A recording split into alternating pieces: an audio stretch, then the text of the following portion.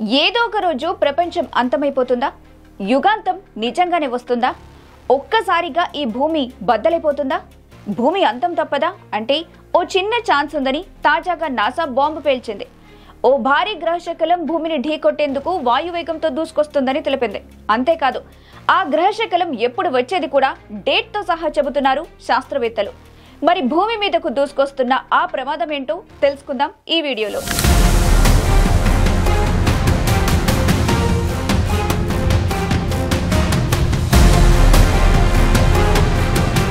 అంతరిక్షంలో అనేక గ్రహశకలాలు తిరుగుతూ ఉంటాయనే విషయం తెలిసిందే.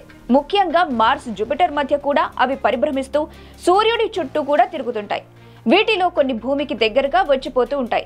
వాటి వల్ల పెద్దగా ప్రమాదం కూడా ఉండదని సైంటిస్టులు చెబుతుంటారు. కానీ ప్రస్తుతం అంతరిక్షంలో తిరుగుతున్న ఓ ఆస్టెరాయిడ్ క్రమంగా భూమి వైపు దూసుకొస్తుంది.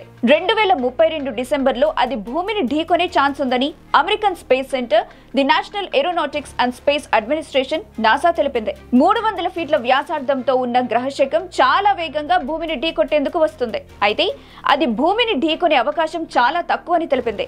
భూమి వైపుగా దూసుకొస్తున్న ఆ గ్రహశకలానికి 2024 YR4 అని పేరు పెట్టారు శాస్త్రవేత్తలు. దీన్ని కొన్ని వారాల క్రితమే శాస్త్రవేత్తలు గుర్తించారు. అయితే ఇది భూమిని ఢీకొట్టే ఛాన్స్ 2.3% మాత్రమే ఉందని, అది కూడా సరిగ్గా 2032 డిసెంబర్ 22వ తేదీన జరగొచ్చని నాసా అంచనా వేస్తుంది.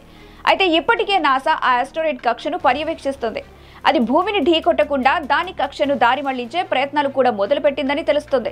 NASA James Webb space telescope కూడా మార్చ్ 2025లో ఆ గ్రహశకలాన్ని పరిశీలించి ఆ గ్రహశకలం పరిమాణాన్ని అంచనా వేయనుంది. ఆ గ్రహశకల కక్షను పూర్తిగా పరిశీలించిన తర్వాత దాని పరిణామం, ప్రభావం ఎంత ఉంటుందనే దానిపై స్పష్టమైన అవగాహన వస్తుందని నాసా చెబుతుంది. ఇక NASA centre for near earth object studies నిర్వహించే గ్రహశకల ప్రమాద జాబితాలో ఈ ఆస్టెరాయిడ్ ను కూడా చేర్చారు.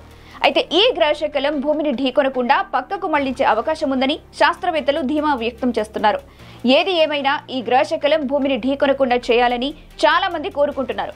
ఒకవేళ అది భూమిని ఢీకొంటే భారీ విలయమే చోటు చేసుకోవచ్చు. పైగా అది భూమిపై ఏ ప్రాంతాన్ని ఢీకొడుతుందనే విషయాన్ని కూడా ఇంకా శాస్త్రవేత్తలు అంచనా వేయలేదు. చాలా దూరంలోనే ఉండగా దాని కక్షను మార్చే ప్రయత్నంలో నాసా శాస్త్రవేత్తలు ఉన్నారు.